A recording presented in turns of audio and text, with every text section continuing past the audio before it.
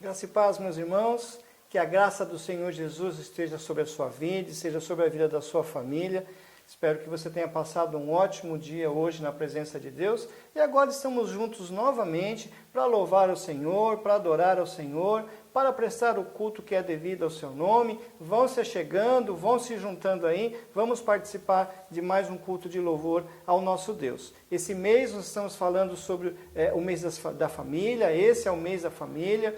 A denominação batista comemora no mês de maio o mês da família. Então esse mês foi um mês especial, onde nós aproveitamos esse tempo para conversarmos bastante sobre esse tema da família, sobre Jesus transforma a minha família. Então esse é um momento especial na nossa vida. Então junte aí a sua família. Hoje nós estamos fazendo o encerramento desse mês aí especial, e eu tenho certeza que esse mês já trouxe bênçãos aí para a vida de cada um de nós, não é? Então nós vamos dar início a esse culto, vamos buscar a presença do Senhor em oração nesse momento. Senhor nosso Deus, nós queremos te dar graças, ó Pai, por esse dia, nós queremos te dar graças, Senhor, por todas as coisas, ó Deus. Queremos agradecer a Ti, ó Pai, pela semana que já se inicia, ó Deus. Agradecemos ao Senhor pelas Tuas misericórdias e pelas Tuas bênçãos. Nós te louvamos por cada vida, Senhor, que compõe a Tua igreja, Senhor Deus. Nós te louvamos pelas famílias, ó Pai, por todos aqueles que nesse momento se juntam e que param as suas atividades, ó Deus, para voltar o seu olhar para o Senhor. Senhor, aceita este culto, ouve as nossas orações, os hinos que serão cantados, ó Pai, que tudo seja para a glória e para a honra do Teu nome, Senhor Deus. Nós te louvamos e te agradecemos por esse momento, no nome de Jesus. Amém. E agora, então, nós vamos passar a um momento de louvor. Vamos louvar o Senhor, vamos adorar o Senhor através de mais um dos nossos hinos.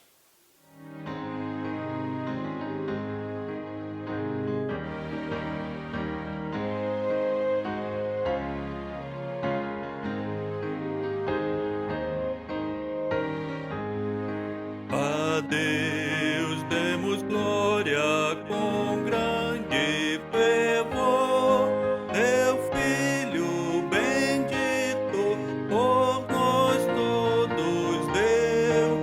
A graça concede ao mais vil pecador, abrindo-lhe a porta de entrada no céu. Exultai, vinde todos louvar a Jesus Salvador, a Jesus Redentor. A Deus demos glória, por quanto do céu seu Filho bendito por nós todos deu. Ó graça real, foi assim que Jesus, morrendo seu sangue, por nós derramou. Herança nos céus com os santos em luz, comprou-nos Jesus, pois o preço pagou. Exultai, vinde todos louvar a Jesus Salvador, a Jesus Redentor. A Deus demos glória, por quanto do céu seu Filho bendito por nós todos deu. A crer nos convida tal rasgo de amor, nos merecimentos do Filho de Deus.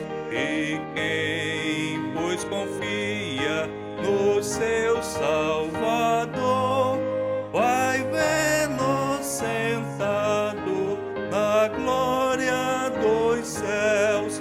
Exultai, vinde todos louvar a Jesus Salvador, a Jesus Redentor. A Deus demos glória, o quanto do céu, seu Filho bendito, por nós todos deu.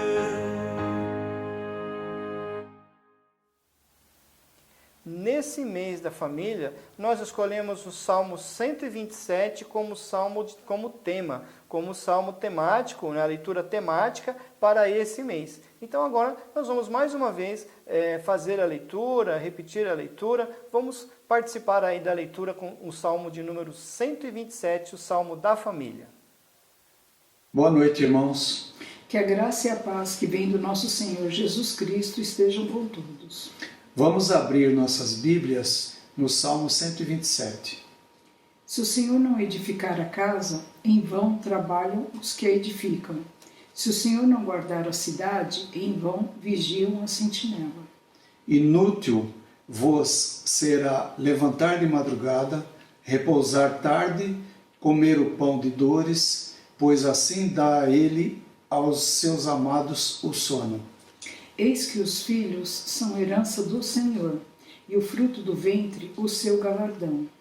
Como flechas na mão do valente, assim são os filhos da mocidade. Bem-aventurado o homem que enche deles a sua aljava.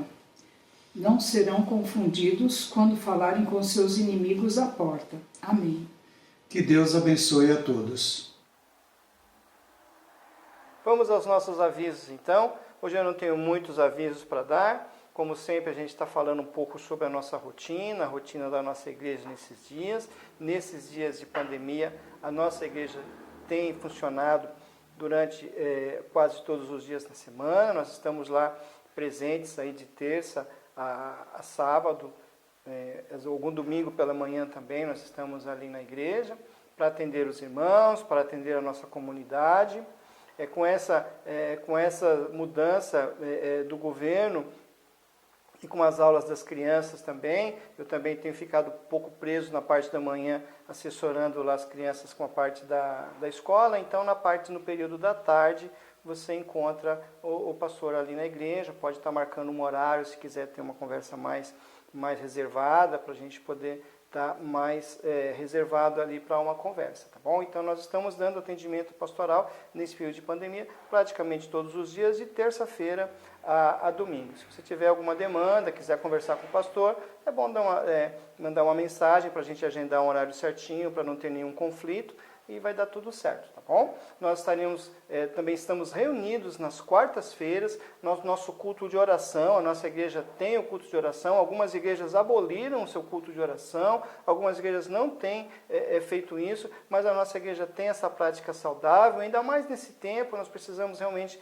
dobrar os nossos joelhos, precisamos realmente clamar ao Senhor, colocar as nossas vidas, as nossas famílias, as nossas demandas nas mãos de Deus, para que Ele cuide de nós, não é? Então, nós estamos fazendo da seguinte maneira: o culto ele segue por áudio, através do WhatsApp. Então, os irmãos já podem começar a encaminhar os seus pedidos já a partir de 6 horas, não tem problema, 6, 7 horas. Aí nós montamos a ordem do culto, a sequência direitinho. Eu passo para os irmãos por áudio ou escrito, e depois nós temos aquela meditação para terminarmos bem o dia. Então, a igreja vai trabalhando normalmente. E no domingo pela manhã, nós temos a nossa meditação matinal, e à noite nos reunimos novamente através desse canal para adorarmos ao Senhor. Pela manhã também nós temos a meditação, ela é pelo canal do YouTube, tá bom? Um outro assunto que eu também queria esclarecer, deixar claro para todos, é que nós ainda estamos vivendo num tempo de distanciamento, nós ainda estamos vivendo num tempo. As autoridades estão começando a liberar aos poucos vários setores, e as igrejas ainda, por determinação do governo, ainda deverão permanecer ainda fechadas ainda nesse período. né? Então nós estamos atentos às orientações do governo para que assim que possível nós já podemos nos reunirmos pessoalmente novamente, e aí nós estaremos vendo quais serão as exigências, se enquadrando, se encaixando, vendo a viabilidade para estarmos novamente reunidos no nosso templo, como é desejo de todos nós, né? Então aguenta mais um pouquinho, logo estaremos todos juntos novamente ali, um podendo ver o outro e assim dar sequência, né? Mas enquanto isso, nós vamos louvando, nós vamos adorando ao Senhor dessa maneira, nós vamos louvando ao Senhor dessa forma, que tem sido também muito produtivo nas nossas vidas, porque a presença do Senhor, ela se faz em cada um de nós. Nós somos a igreja de Deus, não é o templo, não é? Então, eu quero convidá-lo agora, nesse momento, para um período de oração. Nós vamos orar agora, vamos clamar pela nossa nação, vamos clamar pela nossa cidade, pela sua família, pela sua vida, por cada um de nós, para que o Senhor haja com poder em cada um de nós. Coloque-se diante do Senhor e apresente o seu pedido, o seu motivo de oração, aí no seu oculto, aí diante de Deus. Vamos orar então? Pai querido, nós queremos agradecer ao Senhor, ó Deus, porque Tu és o Senhor da história. Nós queremos agradecer ao Senhor porque o Senhor está presente em todos os momentos da nossa vida e que nada foge do Teu querer, nada foge do Teu controle. Muitas vezes ficamos assustados, perplexos diante de tantas coisas, mas nós podemos ter a confiança e a certeza de que o Senhor é quem conduz a nossa história, meu Deus. Agora eu quero te apresentar, ó Pai, esta nação, Senhor Deus. Que o Senhor esteja abençoando o nosso país, a nossa nação, ó Pai, a nossa cidade, o estado de São Paulo também, ó Deus, bem como as autoridades que o dirigem, que o governam essa nação, ó Deus. Que o Senhor esteja à frente de cada um, dando, Senhor Deus, tranquilidade, dando paz, dando sabedoria na direção e na condução de todos esses negócios, ó Deus. Abençoa também as famílias da Tua igreja, Senhor Deus. Abençoa as famílias de um modo geral, Senhor, trazendo paz, trazendo união, trazendo alegria, Senhor Deus. Restaura aqueles que estão enfermos, Senhor Deus. Restaura aqueles que estão abatidos, que estão depressivos, ó Pai. Restaura, Senhor, a alegria no Teu povo, ó Pai. Que haja alegria, que haja festa nas nossas casas, no meio das nossas famílias, ó Deus. E agora, meu Pai, eu quero pedir uma bênção especial na vida do Teu povo. Uma bênção especial na vida daquele que agora apresenta a sua casa, a sua família, Senhor Deus. Que o Senhor esteja agindo ali com poder, com a Tua graça, com a Tua misericórdia, ó Pai. E que todas essas situações que estão acontecendo não venham atingir a casa dos Teus filhos, a casa dos Teus servos, ó Pai. Livra-nos do mal, das doenças, do desemprego, Senhor Deus, da tristeza, da perda, Senhor Deus. Mas que nós possamos ficar felizes com a presença do Senhor em nossas casas. Vem morar nas nossas casas, Senhor Deus, de uma forma definitiva, meu Pai. E continua conosco durante esse culto, no decorrer de todos esses momentos, no nome de Jesus. Amém, Senhor.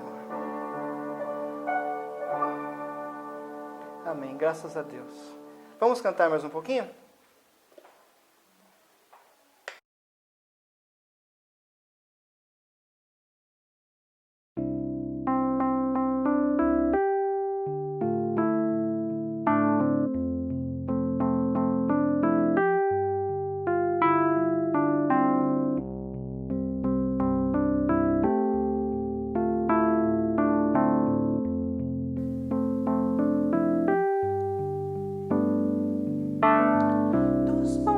Corre para o mar, teu rio de amor por mim.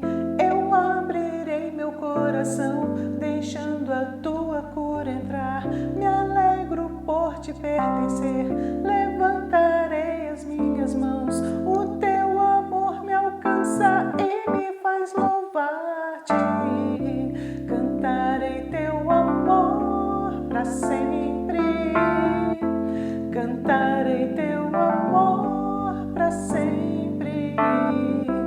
Cantarei teu amor para sempre. Cantarei teu amor para sempre. Dos montes corre para o mar, teu rio de amor por mim. Eu abrirei meu coração. coração, deixando a tua cura entrar. Me alegro por te pertencer, levantarei as minhas mãos. O teu amor me alcança e me faz louvar-te. Cantarei teu amor para sempre. Cantarei teu amor para sempre. Cantarei teu amor para sempre. Cantarei teu amor para sempre. Meu coração exulta, com alegria eu canto. Se o mundo conhecer a ti, ele se encherá com a tua alegria. Cantarei teu amor para sempre. Cantarei teu amor para sempre. Cantarei teu amor para sempre. Cantarei teu amor para sempre. Cantarei teu amor para sempre. Cantarei teu amor para sempre. Cantarei teu amor para sempre. Cantarei teu amor para sempre.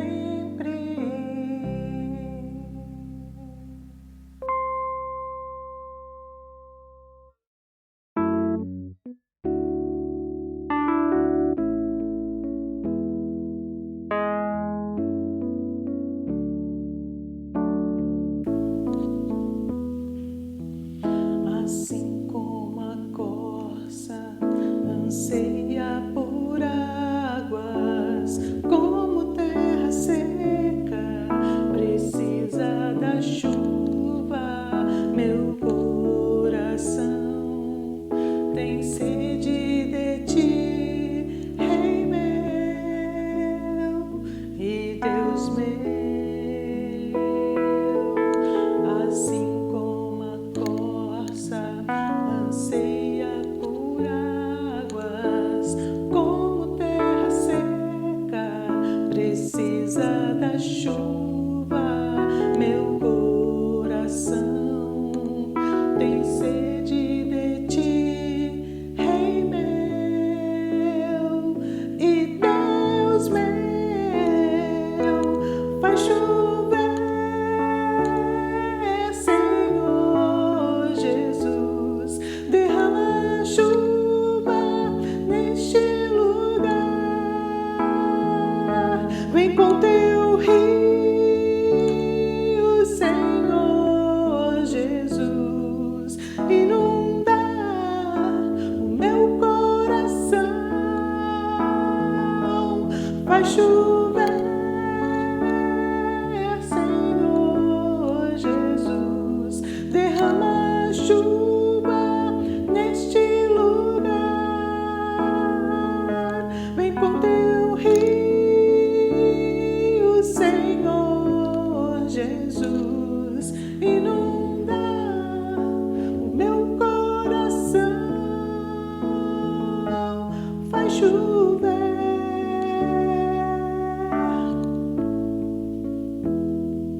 faz chover,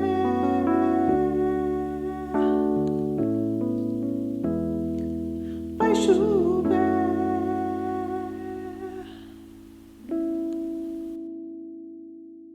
Nós vamos ler agora a palavra de Deus.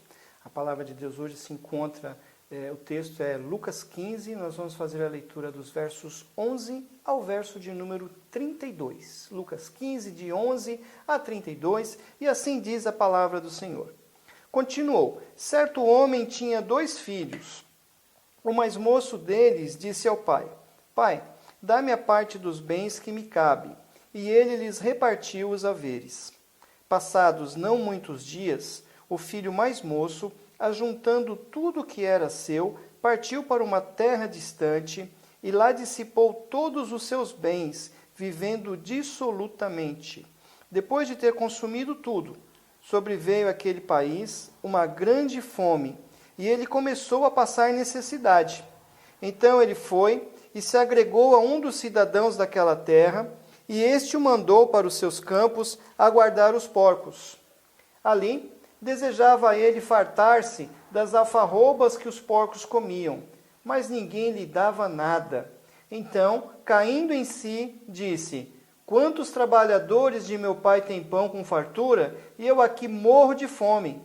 Levantar-me-ei e irei ter com meu pai, e lhe direi: Pai, pequei contra o céu e diante de ti. Eu já não sou digno de ser chamado teu filho. Trata-me como um dos teus trabalhadores. E levantando-se, foi para o seu pai. Vinha ele ainda longe, quando seu pai o avistou. E compadecido dele, correndo, o abraçou e o beijou. E o filho lhe disse: Pai, pequei contra o céu e diante de ti. Já não sou digno de ser chamado teu filho. O pai, porém, disse aos seus servos: Trazei depressa a melhor roupa, vestiu, ponde-lhe um anel no dedo e as sandálias nos pés. Trazei também e matai um novilho cevado, comamos e regozijemo-nos, porque este meu filho estava morto e reviveu, estava perdido e foi achado. E começaram a regozijar-se. Ora, o filho mais velho estivera no campo, e quando voltava, ao aproximar-se da casa, ouviu a música e as danças. Chamou um dos criados e lhe perguntou o que era aquilo. E ele lhe informou: Veio teu irmão, e o teu pai mandou matar o novilho cevado, porque o recuperou com saúde. E ele se indignou e não queria entrar. Saindo, porém, o pai procurava conciliá-lo. Mas ele respondeu ao seu pai: Há tantos anos que te sirvo sem jamais transgredir uma ordem tua, e nunca me deste um cabrito sequer para alegrar-me com os meus amigos. Vindo, porém, esse teu filho que desperdiçou os teus bens com meretrizes, tu mandaste matar para ele o novilho cevado. Então respondeu o pai: Meu filho, tu sempre estás comigo, tudo que é meu é teu. Entretanto, era preciso que nos regozijássemos e nos alegrássemos, porque esse teu irmão estava morto e reviveu, estava perdido e foi achado. Amém. Meus irmãos, hoje nós estamos fazendo o encerramento do mês da família. Esse mês foi um mês muito importante na vida de cada um de nós. Eu tenho certeza que o Senhor falou muito ao seu coração, como falou ao meu coração, ao coração da minha família. E hoje eu quero encerrar esse mês trazendo para vocês a parábola do filho pródigo.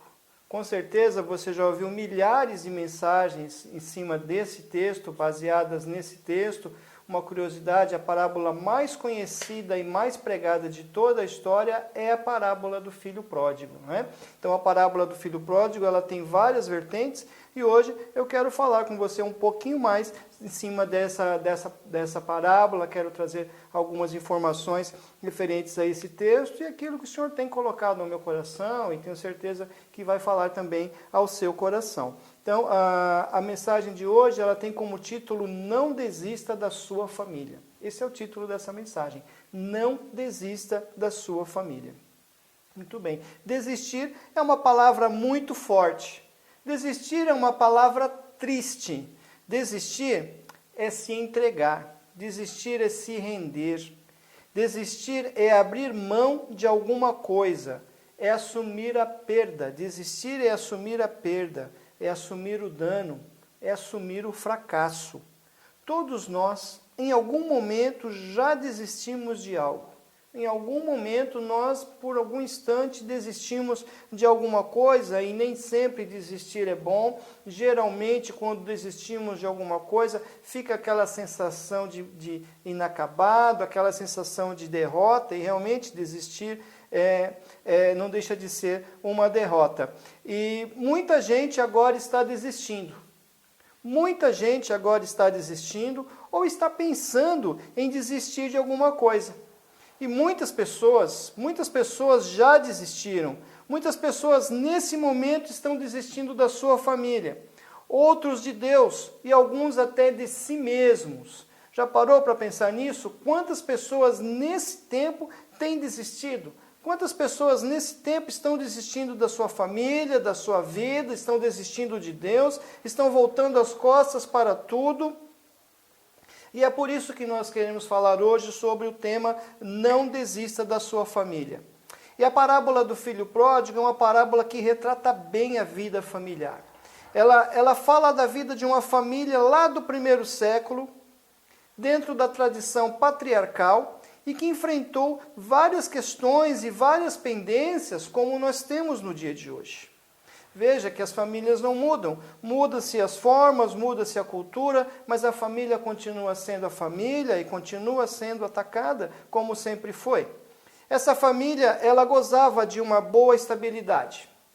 Era uma família típica, era uma família tradicional daquela época, gozava de estabilidade, era uma família que tinha posses, era uma família que tinha empregados, servos, animais e um pai que tinha um caráter firme e um coração amoroso. À primeira vista, nós vemos aqui um lar bem equilibrado e um lar bem estruturado. Até que um belo dia, o filho mais novo resolve desistir da sua família. Isso mesmo, ele resolve desistir da sua família, ele resolveu, de repente, pular do barco. Quantos nessa hora, quantos nesse momento estão pensando em pular do barco? Quantas pessoas que pulam do barco e depois se arrependem? Quantos se dão mal? Quantos não conseguem ter uma segunda chance? E o pior é que se perguntar para essas pessoas por que elas estão desistindo, a maioria delas não sabe dizer por que estão fazendo isso. Essa é a grande verdade. Numa pesquisa que foi feita, foi observado que 70% das pessoas que desistem da sua família ou desistem dos seus negócios, não sabem por que desistiram. Não tem uma resposta convincente de por que fizeram isso. A verdade é que o inimigo tem colocado na cabeça das pessoas o desejo de desistir. São funcionários que estão deixando suas empresas, são pastores que estão deixando seus ministérios, são casais que estão se separando, são filhos que estão indo embora e não sabem por que fizeram isso. E da mesma forma, muitos têm deixado os caminhos de Deus sem ter um motivo aparente. Quantas pessoas que têm deixado os caminhos de Deus vagarosamente vão saindo, aquela saída francesa, vão saindo devagarzinho, de costas e vão indo embora. Mas não tem um motivo aparente. Se perguntarmos por que você deixou os caminhos de Deus, não tem uma resposta convincente. Essa semana conversei com alguém que me disse exatamente isso. Eu perguntei a ele, por que você deixou os caminhos de Deus? Não sei. Não sabe. Desistem sem saber por que estão desistindo. E o texto que nós lemos, ele diz que o filho desistiu do pai, mas o pai não desistiu dele. Esse é o ensinamento que o texto traz. O texto fala de um filho que desistiu do pai, que desistiu da sua família, mas fala de um pai que não desistiu dele. Não desista da sua família. Não desista da sua família. E esse texto ele traz inúmeras lições para todos nós, ele traz inúmeras lições para filhos, para pais, para irmãos, várias lições, mas hoje eu quero compartilhar com vocês 3 lições para as nossas famílias. Então a primeira lição é: não se iluda com a filosofia do mundo. Não se iluda com a filosofia do mundo. Nós estamos num tempo em que as filosofias têm crescido, os pensamentos têm se aflorado, várias coisas têm sido ditas, várias palavras diferentes, várias palavras de ordem têm sido colocadas e muitas pessoas têm se iludido. Não se deixe iludir pela filosofia do mundo, que tem pregado que o modelo da família tradicional acabou. Há uma grande pregação, uma grande mensagem que agora o tempo é outro, que as coisas são diferentes e que todos os modelos que nós conhecíamos até então estão encerrados, estão acabados e dentre essas coisas a família é o principal que já encerrou o seu tempo. Isso é uma mentira do diabo. Isso é uma grande mentira do diabo que tem como objetivo cada vez mais destruir as vidas. O diabo veio para matar, para roubar e para destruir. E ele tem conseguido destruir muita gente. Tem conseguido levar muitas vidas. São pais, filhos, cônjuges. Tem levado as famílias a se voltarem uns contra os outros. Há uma guerra muitas vezes instalada dentro dos lares. Há uma guerra muitas vezes declarada ou não declarada dentro das casas. E isso é obra de Satanás nas famílias. Isso é obra de Satanás que tem se infiltrado sorrateiramente dentro dos lares. Quietinho ali pelas brechas, quietinho ali pelo silêncio, e vai trabalhando na mente de um, no coração do outro, observando os pontos fracos da família e trabalhando em cima disso. E muitas pessoas, então, muitos lares têm se voltado uns contra os outros e até mesmo contra Deus. Então ele diz que as estruturas lá fora são melhores. Uma outra mentira que ele diz é que as estruturas lá fora são melhores. As nossas estruturas, o nosso padrão, o padrão bíblico, o padrão apresentado por Deus é um padrão ultrapassado e que o homem evoluiu e precisa buscar um tempo melhor. Não se iluda, o que está lá fora não é o melhor. Mas o garoto ouviu isso. O garoto deu ouvidos a isso e ele se iludiu. Ele desistiu da sua família porque acreditou na mentira de Satanás. Deixou-se levar por uma grande insatisfação, por uma grande mágoa ou por um grande ciúme que o fez pensar que não fosse feliz. E de fato ele não era. Apesar de viver numa vida tranquila, apesar de ter um pai amoroso, apesar de ter empregados, servos, animais para banquetear com seus amigos a hora que quisesse, apesar de ter toda uma vida tranquila, cercada de amor e carinho, ele não era feliz. Ele tornou-se infeliz. Mas esse rapaz tornou-se infeliz quando ele passou a acreditar nos pensamentos contrários à palavra de Deus. Quem acredita em pensamentos contrários à palavra de Deus torna-se infeliz. Ele tornou-se infeliz quando começou a se imaginar diferente do seu irmão. Ele tornou-se infeliz quando deixou de ver o carinho, o zelo, a boa vontade e amor do seu pai. Ele deixou de ser feliz, ele tornou-se infeliz quando deixou de perdoar e quando buscou o isolamento. O isolamento traz infelicidade e causa tudo isso. O isolamento ele traz muita tristeza, traz muita infelicidade, porque nós fomos criados para nos relacionarmos. O ser humano é um ser relacionável. E quando o ser humano se isola, e há uma tendência cada vez maior nesse isolamento, então a infelicidade começa a tomar conta, começa a entrar a insatisfação, o grande vazio. Pessoas hoje têm deixado o convívio, têm deixado o seu convívio atrás das mídias. Tem deixado o convívio familiar, tem deixado o relacionamento em busca de relacionamentos virtuais. Não deixe de relacionar-se com os seus. Por mais diferentes, por mais que tenham pensamentos talvez até diferentes dos seus, estejam juntos. Junte-se à sua família, não se isole da sua família, pois o isolamento traz infelicidade. E a causa de tudo isso na vida daquele rapaz foi a amargura. A amargura que por algum motivo entrou e se alojou dentro do seu coração. E foi brotando ali, silenciosamente, até que se tornou uma grande árvore, uma árvore frondosa que o impediu de ver as coisas.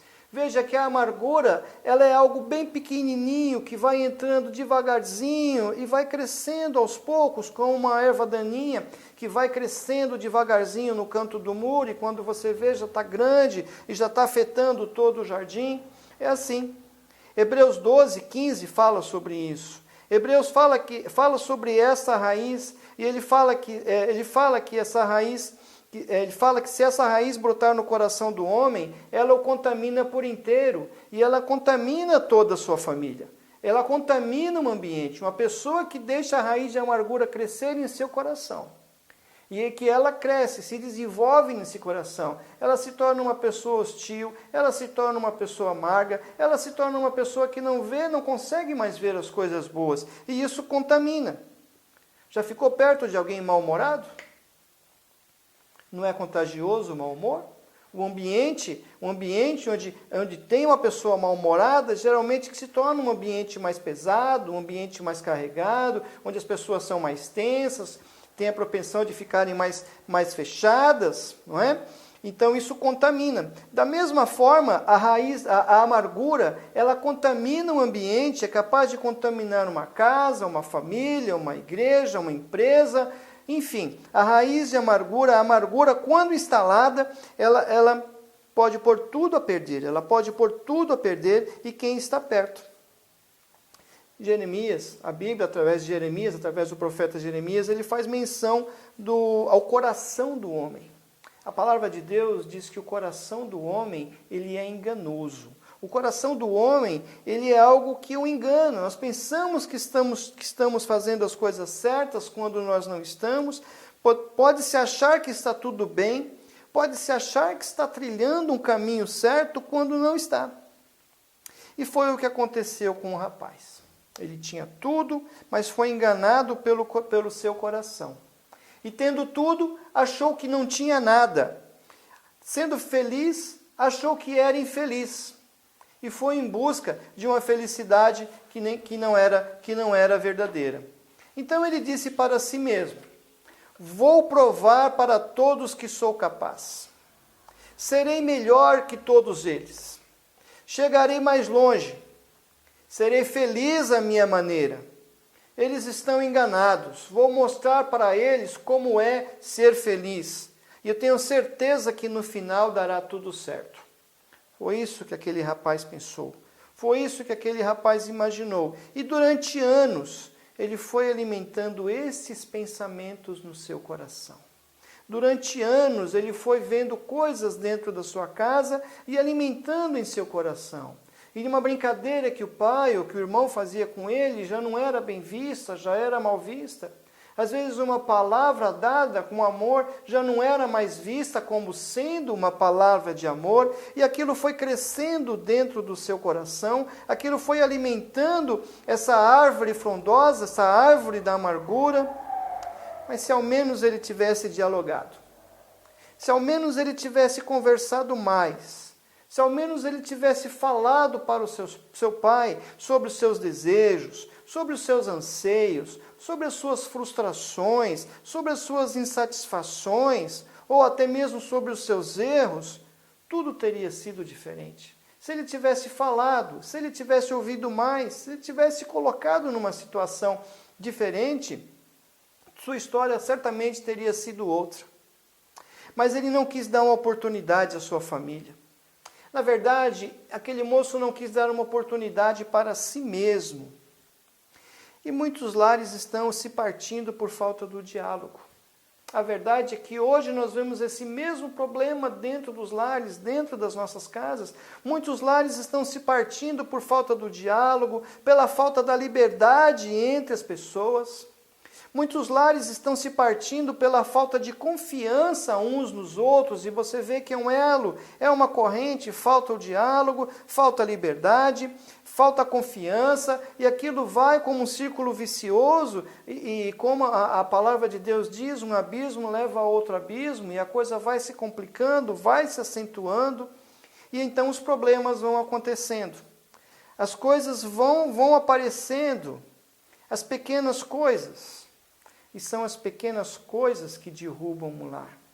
São as pequenas coisas que derrubam uma família. Aquelas coisas pequenininhas que nós achamos que não têm importância, que vão acontecendo e que vão acontecendo no dia a dia e sendo varridas para debaixo do tapete. Quantas coisas que nós varremos para debaixo do tapete? Quantas coisas que não são faladas, que não são conversadas? Quantas coisas que nós deixa isso para lá? Nós vamos passando por cima, pensando que aquilo ficou para trás, e aquilo vai se juntando e vai crescendo, e aquele cisquinho embaixo do tapete, de repente tem uma bola enorme, e você tem que pular um morro embaixo do tapete. De repente o tapete já não consegue mais cobrir tantas coisas que estão ali. E aí as coisas ficam muito complicadas. E como uma concha, as pessoas vão se fechando. Como uma concha, todo mundo dentro da casa vai se fechando. E não há mais cumplicidade, não há mais companheirismo, não há mais cuidado. Cada um vivendo por si, apenas debaixo de um teto. Cada um vivendo a sua vida e cada um, como se diz, cada um no seu quadrado. E as coisas vão acontecendo. Isso me lembra daquela historinha. Há uma historinha de uma conchinha. Há uma historinha de uma conchinha que vivia no fundo do oceano, e todos os dias um peixinho ia até essa conchinha e ficava importunando ela. Todos os dias aquele peixinho ia lá e ficava beliscando aquela conchinha. E ela ficava muito incomodada com isso, e ela ficava muito triste. Então ela resolveu se fechar. E ficou ali um tempo fechada. E ela começou a pensar então na sua vida, começou a pensar nas coisas, começou a pensar no problema e entendeu que se ela ficasse fechada, não resolveria o problema dela. Então ela teve uma ideia. Ela decidiu presentear esse peixinho. Então ela começou a trabalhar para produzir algo que ela tivesse de melhor. Ela começou a trabalhar para produzir o seu melhor com o objetivo de presentear aquele peixinho e conquistar a sua amizade. Então, um belo dia, ela se abriu e lá estava uma linda pérola, a qual ela ofereceu em troca da amizade do peixinho. Essa historinha infantil, ela leva-nos a pensar que a concha deu o seu melhor. Ela produziu o melhor que ela tinha em busca de uma amizade, em busca da amizade do peixinho. E fica para nós a lição: dê o seu melhor para a sua família. Dê o seu melhor para os seus filhos, dê o melhor para os seus irmãos, dê o melhor para o seu pai, dê o melhor para a sua mãe, dê o seu melhor para a sua esposa, para o seu marido, dê o melhor. Nós devemos dar o melhor de nós uns para os outros. Nós damos o melhor para todos, damos o melhor para aqueles que estão lá fora e esquecemos da família. Não damos muitas vezes o melhor para a família porque nos acomodamos, achamos que eles vão aceitar qualquer coisa. E esse é o grande engano. Dê o seu melhor para a sua família. Dê o seu melhor para a sua família, para que você não venha sentir amanhã remorso, para que você não venha sentir amanhã culpa, para que amanhã você não fique triste sabendo que você deixou de dar o seu melhor e alguma coisa aconteceu e você perdeu a sua família, perdeu os dias, perdeu o tempo, perdeu tudo, porque não deu o seu melhor. Dê o seu melhor para a sua família. E eu ouvi alguém dizendo justamente sobre isso, que nós corremos tanto atrás de tantas coisas em busca de querermos dar o melhor para o filho, o melhor para a esposa, o melhor para a casa, o melhor para isso, o melhor para aquilo, e corremos, e esquecemos de valorizar o tempo. E lá na frente, quando já não importar mais o trabalho, não importar mais o valor, não importar mais os recursos, a lembrança que ficará são dos momentos que nós tivemos com a nossa família. São aquilo que nós construímos. E aí a pergunta: o que nós estamos construindo? Que tipo de relacionamento nós temos construído com os nossos pais, com os nossos filhos, com os nossos irmãos, com aquilo que Deus tem dado para nós, que é o de melhor? Mas a segunda lição que o texto traz, a segunda lição que o Pai nos ensina, é que nós devemos demonstrar graça. Nem sempre tudo sai como nós planejamos. Nem sempre tudo sai como nós planejamos. O filho, ele foi criado em todo aquele ambiente, mas em algum momento ele escolheu deixar tudo aquilo. Em algum momento ele escolheu virar as costas para tudo aquilo. E nós devemos aprender, então, a lição aqui é que nós devemos demonstrar a graça. Devemos demonstrar graça e devemos entender que a escolha final são deles. A escolha final eu não posso escolher pela minha esposa, eu não posso escolher pelos meus filhos, eles não podem escolher por mim, mas eu posso orar por eles, eu posso apoiá-los, eu posso criar um ambiente de comunhão, de alegria. E uma certa manhã, então, aquele jovem se vira para o pai, logo após o café da manhã, eu imagino, ele se vira para o pai e pede a sua herança. O rapaz ele tinha direito a 1/3 de toda a fortuna do seu pai. Isso é o que ele tinha direito, a 1/3 de toda a fortuna do seu pai. Então ele se vira para o pai e pede a sua herança. Veja aqui que há uma grande afronta feita para o pai. Ele faz uma grande afronta para o pai. Quando nós lemos o texto assim de uma forma mais fria, talvez nós não, dentro da nossa sociedade, do nosso tempo, talvez isso não fique tão latente assim. Mas ele fez uma afronta terrível para o pai. Ele fez esse pedido, fazer esse pedido foi o mesmo para dizer ao pai que ele não significava nada para si. Então ele vira para o pai e diz assim: o Senhor não sabe de uma coisa? O Senhor não significa nada para mim. O Senhor não vale nada para mim. Tudo que o Senhor me ensinou não tem nenhum valor. Para mim o Senhor já está morto há muito tempo. Eu quero o que é meu, porque você não tem nenhum valor para mim. Quero mais é que o Senhor morra de verdade. Foi isso que aquele jovem disse para o seu pai. Ao pedir a sua herança, ele estava dizendo exatamente isso para o seu pai. E nesse momento muitas pessoas estão agindo assim. Nesse momento, muitas pessoas estão dizendo isso. Talvez não nessas palavras, talvez não nesses termos, mas muitos filhos talvez estejam dizendo isso para o seu pai, muitos filhos talvez estejam dizendo isso para a sua mãe, talvez muitos pais estejam falando isso para os seus filhos, muitos maridos para a sua esposa, e muitas mulheres também estão dizendo isso para o seu marido, nesse momento, com atitudes, com ações, com outras palavras. E os irmãos também, muitas vezes estão dizendo isso, estão fazendo a mesma coisa. Aquele rapaz desistiu da sua família. Aquele rapaz rompeu com a sua família de uma forma definitiva. E a palavra de Deus diz, e eu também te digo, não desista da sua família. Não desista da sua família. Não sejamos nós aqueles que desistirão. Agora imagine a dor, imagine a tristeza, imagine a decepção desse pai que dedicou toda a sua vida, que dedicou todo o seu amor ao seu filho. Imagine a decepção do seu pai ao ouvir essas palavras de uma forma dura, de uma forma fria, de uma forma direta daquele filho ao qual tanto amou. Qual seria a sua reação no lugar dele?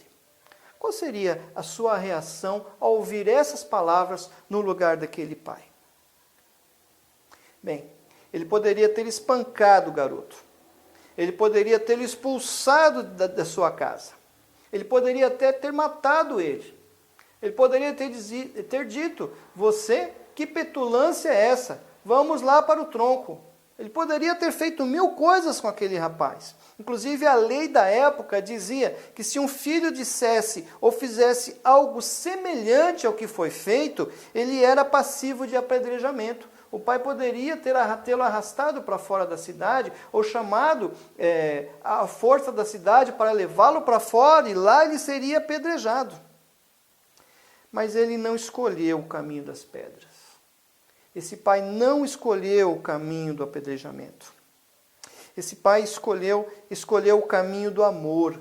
Ele escolheu o caminho da graça. Do início ao fim da parábola, as ações do pai são ações de graça, são ações de amor. O pai pega toda a fortuna, ele pega toda a sua fortuna, separa 1/3 e dá então esse terço, dá 1/3 da sua fortuna para o filho, que disse que quer que ele morra. Então veja a atitude desse pai, veja a graça. Graça é dar o que o outro não merece.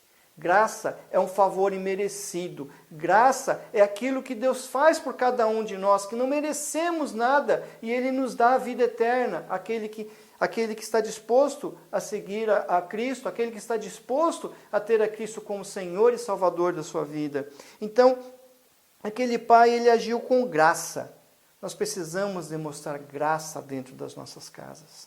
Nós precisamos mostrar graça às nossas famílias. As famílias precisam de graça. Dias depois, o filho parte com seu orgulho, parte com seu prêmio e vai embora, sem olhar para trás, sem dizer uma palavra, e vai em busca então dos prazeres, vai em busca então da depravação, vai em busca de tudo aquilo que o seu coração enganoso quis. E quando ele perde tudo, quando ele estava destruído, viu que já era tarde. Viu que havia perdido muito mais do que os valores, viu que havia perdido muito mais que o amor, viu que havia perdido muito mais que o carinho e o aconchego da sua família. Ele desistiu da sua família, ele desistiu do seu maior tesouro. Não desista da sua família, não desista do seu maior tesouro. E nessa triste jornada, a cada fracasso, ele culpava as pessoas por causa do seu ressentimento. A cada fracasso que tinha, ele culpava a cada um que conhecia. Ele culpava os amigos por terem o abandonado. Ele culpava o irmão porque não foi buscá-lo. Ele culpava o pai porque ele estava nessa condição, por culpa do pai. E o fracasso é assim. O fracasso, ele aponta o dedo da culpa para os outros. E agora, lá no chiqueiro, ele passa a invejar os porcos. Ele passa a ter inveja dos porcos, que eram considerados pelos judeus como animais imundos. Ele passa a ter inveja desses animais. E quem cuidava dos porcos eram considerados pelos judeus como pessoas amaldiçoadas. Veja onde ele chegou. Veja a que ponto ele chegou. E agora então ele começa a perceber naquilo que ele se tornou. Ele começa a lembrar-se do ensino do pai a respeito da bênção, de escolher a bênção e a maldição. E ele começa a entender que ele escolheu a maldição, ele escolheu errado. Escolha a bênção. Quem desiste de Deus, quem desiste da sua família, terá inveja dos porcos. Quem desiste terá inveja dos porcos. E isso me faz lembrar de uma história. Isso me faz me lembrar de uma história muito real que aconteceu com um colega de trabalho há muitos anos atrás.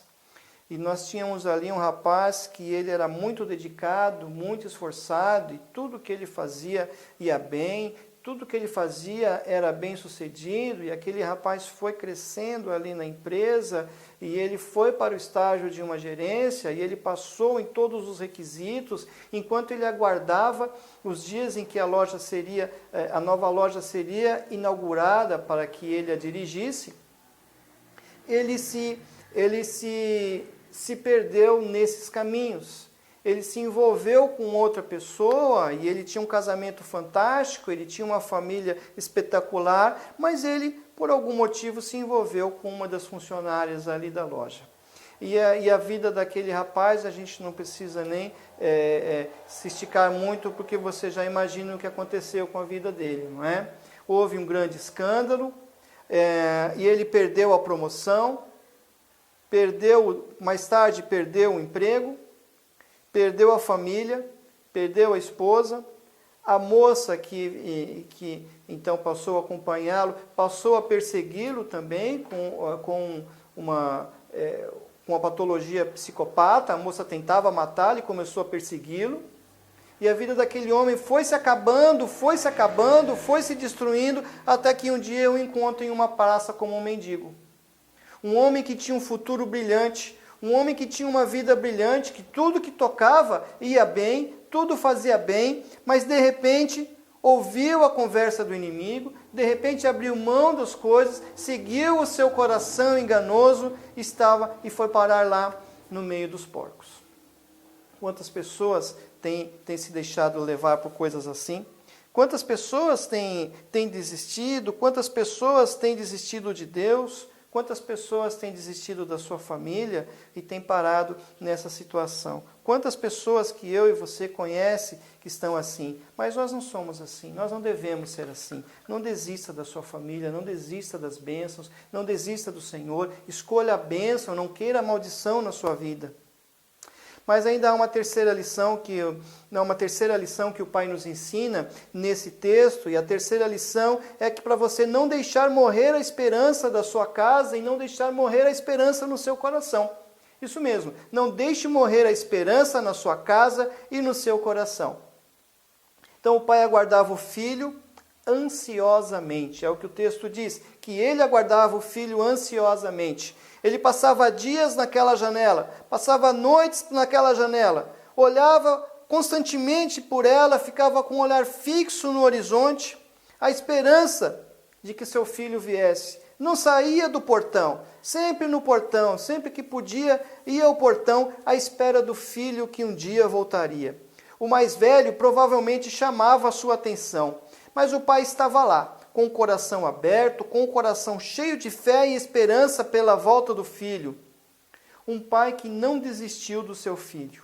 Esse pai não desistiu, ele não desistiu do seu filho, ele não fechou a porta da casa, pelo contrário, ele mandou comprar um vestido novo, deixou ali um vestido novo guardado para o seu filho, um vestido de festa.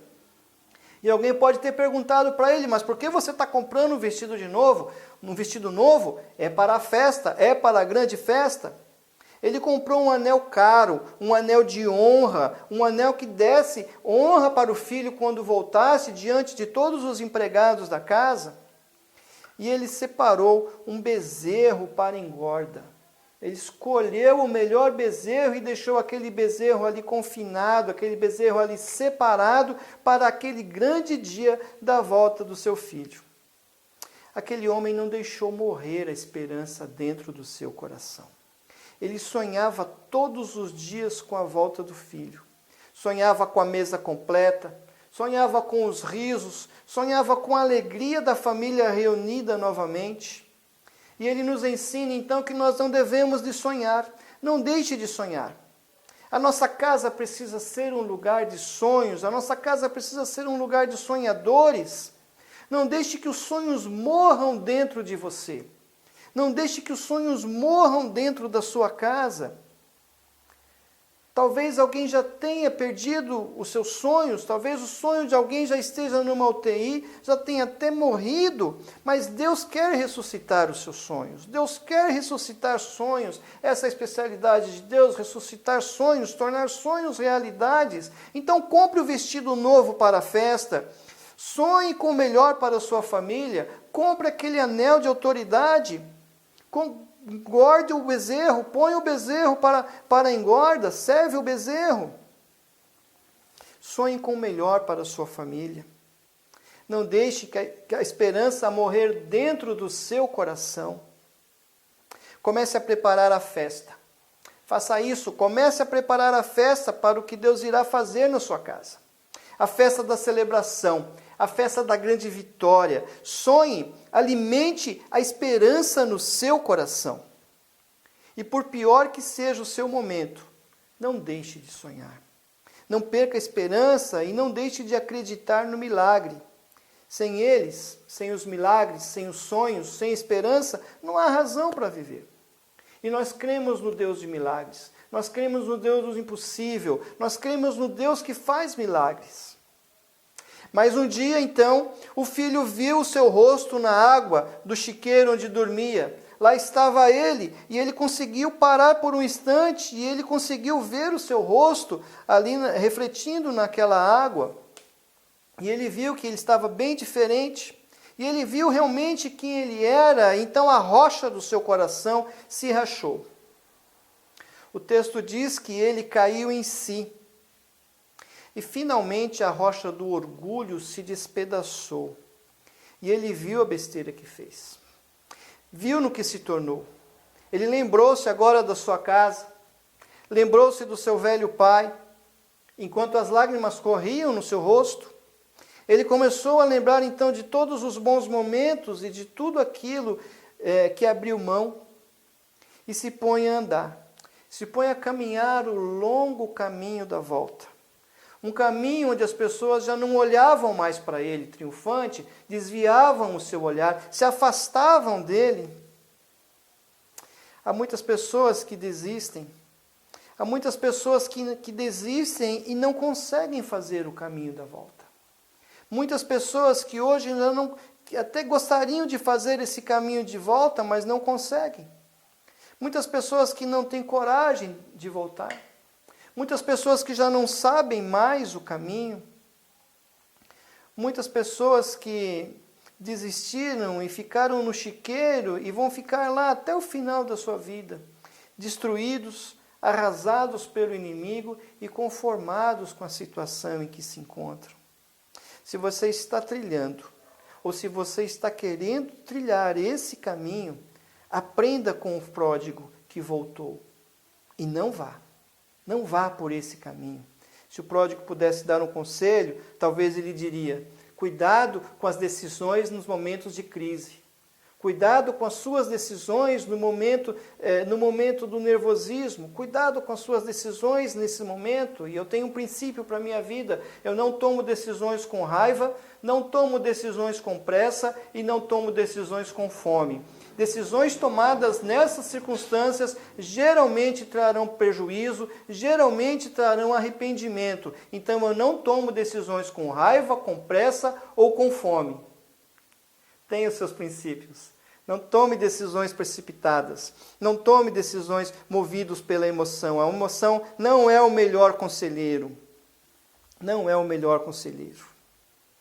E por último, o pai quebrou o protocolo. Ele nos ensina: quebre o protocolo, não tenha vergonha, quebre o protocolo. O texto diz: via ele ainda de longe. Lá estava então esse pai no portão, quando ele avista o filho, ainda longe. Lá está o pai no portão, vendo um vulto, um vulto magro, um vulto esquelético, um vulto estranho vindo, meio como zumbi vindo adiante, e lá estava ele, e ele avista o filho, e reconhece o filho, e sai correndo ao seu encontro. O pai sai correndo ao seu encontro, e naquela cultura isso era proibido, isso era uma grande desonra, isso era uma coisa muito feia, um ancião, uma pessoa de idade, correr em direção de alguém, ainda mais naquela situação, correndo em direção a um indigente, correndo em direção a uma pessoa toda suja, fedida, seminu. Para ele, o protocolo não importava. Para aquele pai, o que as pessoas diziam não importava. Para aquele pai, os protocolos, as regras não importavam. O que importava para ele era a chegada do seu filho, a tanto aguardado. Em vez do filho correr, foi ele quem correu. Quando ele corre, é como se ele dissesse: você saiu de casa sozinho, mas eu vou ao seu encontro. Vou voltar com você, você não vai voltar sozinho. Ele não jogou nada na cara do seu filho. Veja que quando ele chega perto do filho, ele não joga nada na cara do filho. Onde está a riqueza que eu te dei? Ele não pergunta para o filho nada sobre isso. Ele não diz para o filho: viu bem que eu te avisei? Mas aquele pai pula no pescoço do seu filho, deu um abraço apertado naquele menino que cheirava porcos, mandou trazer o vestido da festa, aquele vestido que há muitos anos estava comprado, estava guardado. Trouxe o anel que lhe dava autoridade, e o filho falou: pai, eu quero ser um empregado. Não, você não é empregado, você terá o anel de autoridade. Todos vão respeitá-lo como filho dessa casa. Tragam as sandálias, e as sandálias representavam também isso, porque os escravos andavam descalços. Então o pai calça sandálias no seu filho também, e isso faria diferença, e fez uma festa, fez uma grande festa.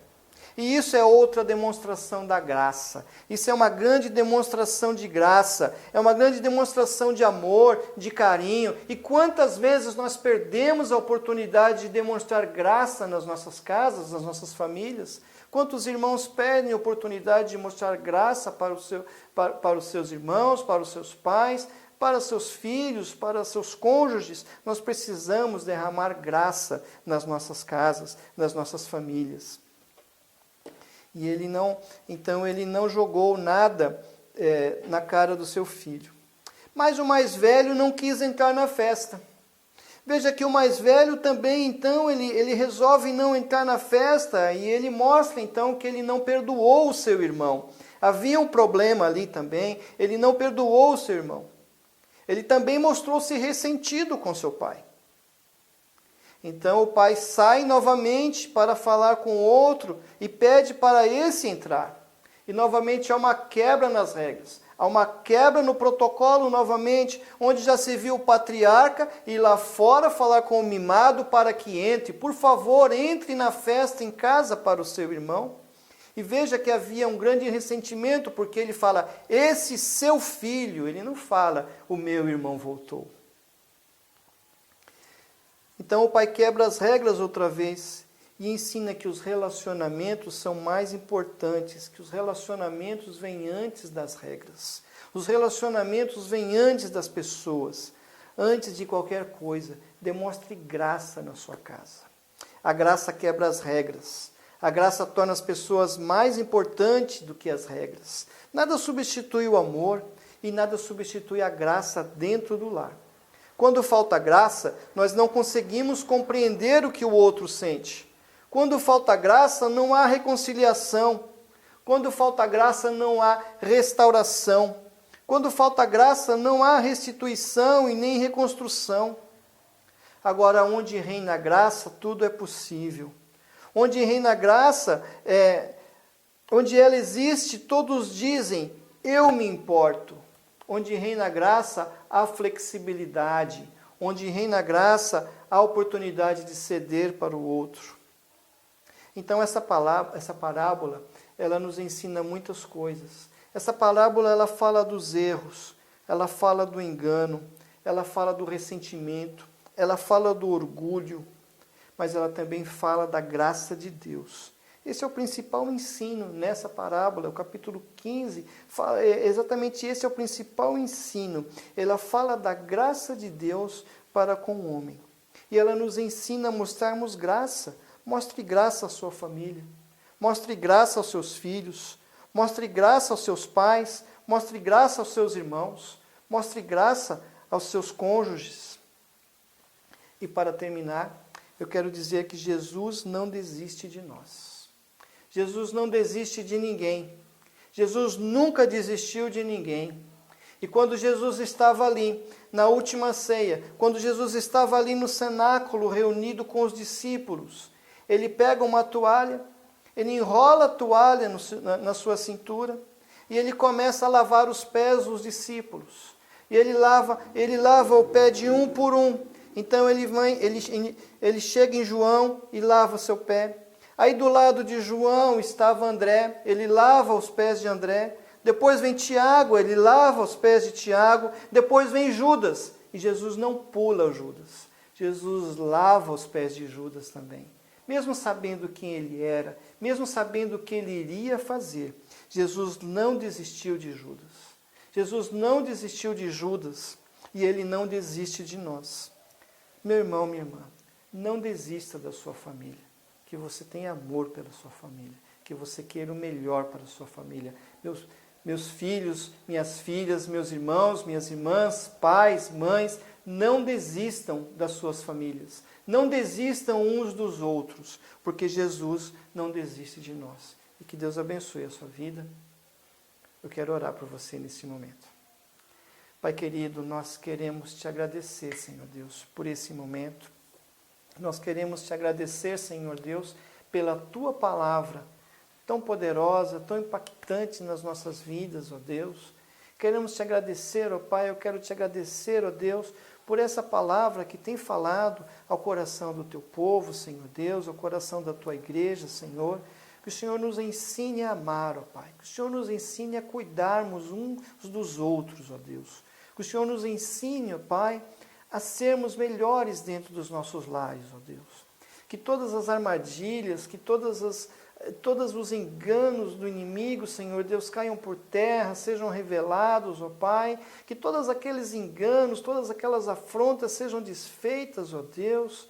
Senhor, que o Senhor esteja mostrando, ó Pai, aonde nós temos falhado, que o Senhor esteja mostrando a cada um onde há necessidade, Senhor Deus, de um cuidado melhor, ó Pai. Que o Senhor venha estar derramando agora o Teu bálsamo sobre a vida de cada um dos Teus filhos. Que o Senhor venha estar derramando agora, Senhor Deus, o Teu bálsamo dentro de cada casa, de cada lar, Senhor Deus, trazendo restauração, trazendo restituição, aonde precisa ser restaurado, Senhor Deus. Quebra esse coração duro, Senhor Deus. Quebra, Senhor Deus, a dificuldade, Senhor Deus. Quebra, Senhor Deus, a inimizade. Quebra, Senhor Deus, tudo aquilo, Senhor, que tem trazido tristeza, que tem trazido separação, que tem trazido dor dentro dos lares, ó Deus. Que o Senhor esteja reinando, ó Pai, dentro de cada casa, dentro de cada lar, Senhor Deus.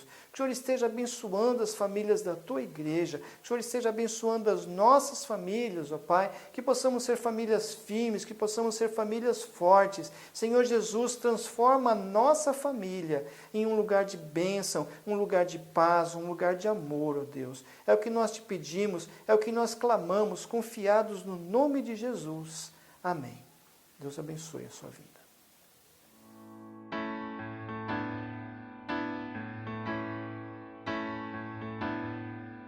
Recebi o novo coração do Pai, coração regenerado, coração transformado, coração que é inspirado por Jesus. Como fruto desse novo coração, eu declaro a paz de Cristo, que abençoo meu irmão. Preciosa é a nossa comunhão. Somos corpo e assim bem ajustado, totalmente ligados, unidos, vivendo em amor, uma família sem qualquer falsidade, vivendo a verdade, expressando a glória do Senhor, uma família vivendo o compromisso do grande amor de Cristo. Eu preciso de ti, querido irmão, precioso és para mim, querido irmão.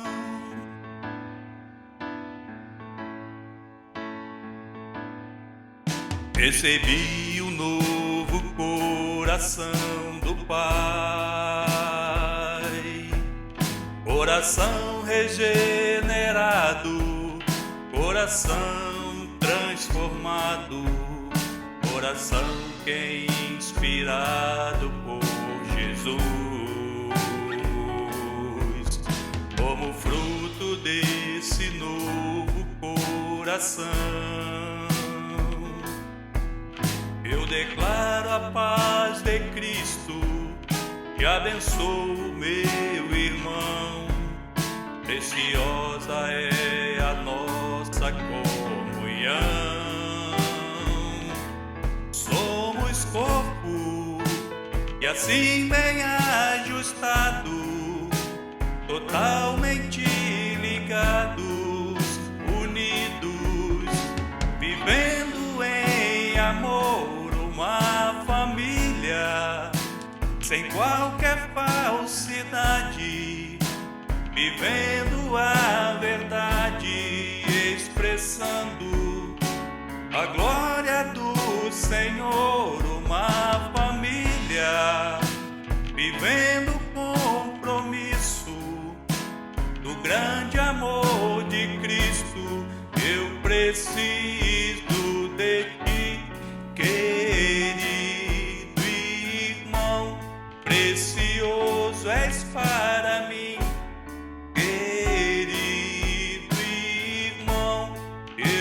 preciso de ti, querido irmão, precioso és para mim, querido irmão.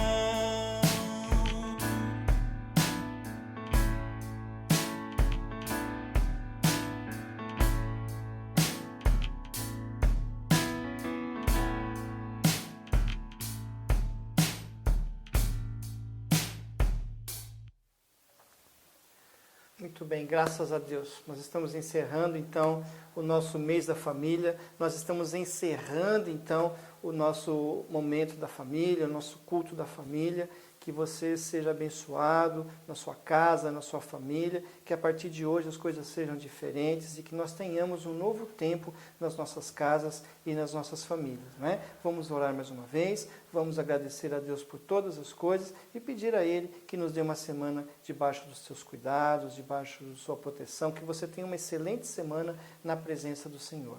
Pai querido, nós te agradecemos, ó Deus, pela oportunidade que o Senhor nos deu, ó Pai, de mais uma vez nos reunirmos como igreja, Senhor, para adorarmos e cultuarmos o Teu nome.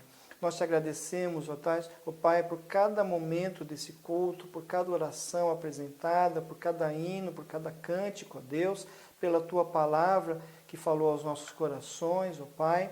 E nós te agradecemos, ó Deus, por esses momentos aqui passados juntos, ó Deus. Que o Senhor esteja abençoando o teu povo, que o Senhor esteja abençoando a tua igreja, que o Senhor esteja abençoando a cada pessoa que nesse momento compartilha da tua palavra, cada pessoa que está ouvindo, que está nos vendo nesse momento, que a tua bênção chegue até esse lugar, Senhor Deus. E que a graça do Senhor Jesus, o grande amor de Deus o Pai, a comunhão e as consolações do Espírito Santo de Deus, as doces consolações do Espírito Santo de Deus, estejam com todo o povo de Deus, com todas as famílias do teu povo, representadas pela IBMS e por todo o povo de Deus espalhado pela face da terra, hoje e para todo sempre. Amém.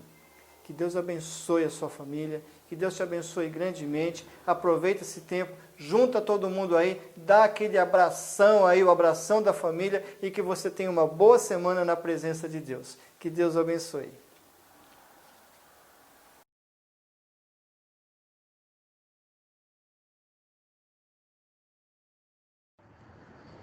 Boa noite, família Monte Sião. Que saudade dos irmãos.